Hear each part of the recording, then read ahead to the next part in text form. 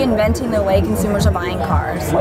Tell me a little bit about the delicate dance that you're doing with dealers. That must be an interesting dynamic. Well, I think that, a lot of people, when they hear about TRUECar, the first thing that comes to mind is, wow, dealers must really hate you. And certainly in 2012, there was a lot of evidence to that effect. We were boycotted to the point where it was pretty unlikely that the business was going to survive.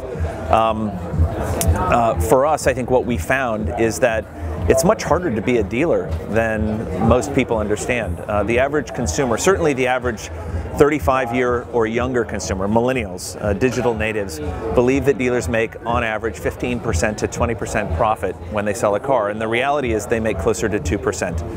And so there's just a real trust gap and a perception gap between what's going on at the dealership and how consumers feel about that. And so you're right, there is a new way to buy a car, and it really is about the power of information. And today, for the first time, you can now see what others paid for the car. That transactional data has never been available before. I grew up on guidebooks and things like Kelley Blue Book and whatnot, which are always about an expert opinion, whereas today we have the facts, we have the data, and computational analytics and transaction data really have now, I think, given us a view to what's the baseline reality of what people are paying. And you can be a first-time car shopper and in 1 minute or less know what's a fair deal.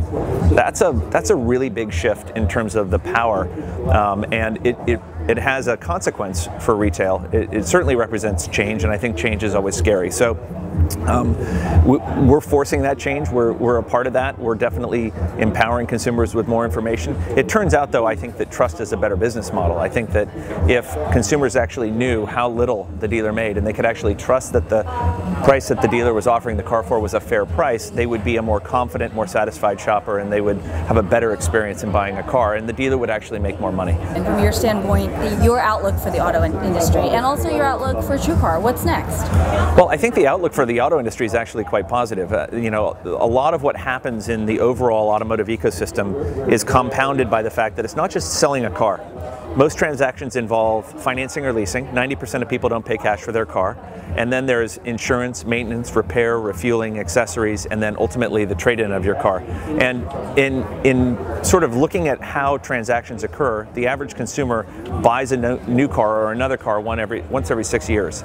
All of those things in the ecosystem get unleashed when a transaction occurs. And so I think that one of the things that we really want to influence is the level of friction between a customer and going into that next transaction. If we can reduce that friction and increase the velocity from, say, 6 years down to 5 years, the size of that ecosystem grows pretty dramatically. And if you look at all of those things end to end, it's about a $4 trillion ecosystem in the US annually. So it's almost 20% of GDP. It's one of the most inefficient verticals, period. And so the idea of making the velocity and the efficiency of that space greater, I think, really benefits all parties. So I do see a day where you could get to a 20 million car market. We're currently at 15. I think the outlook for new cars is good.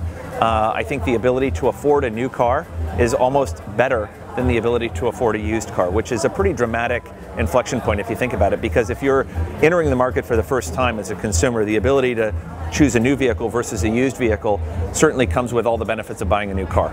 Greater reliability and dependability and lower ownership cost. And so I think that I think it is a good time to be in the car business in general. I think it is a challenging time to be in auto retail, and there is a real shift that is occurring in terms of how dealers sell cars. And I think if you look at really the fundamentals of the dealer or the retail model, they've got 4 major cost centers in selling cars. Marketing, commissions, the overhead to operate the dealership, and the depreciation cost or carry cost on a car that's waiting to get sold. And so the average dealer is spending about $2,000 to sell a car.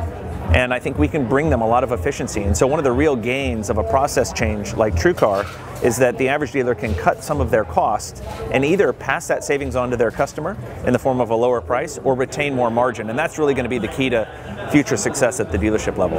So you've been so successful with TRUECar. What's next? Is there an IPO on the horizon? My wife's name is IPO. Her name is Ipo and spelled IPO. And that's probably the best answer for that question that I can give you. But I can tell you that I am all focused on TRUECar. We're so excited about how big the space is. We see so much of the problem yet to be solved. We're just focused today on what you pay for the car, but we are not yet solving how you're going to pay for the car, how you're going to handle the trade-in, and all of the other related things. So the category is huge, the opportunity is big, and we're just getting started. The fact that we've got the dealer partners back on board, the industry supporting us now, and the business doing very well, I think are all just baseline expectations for what's next.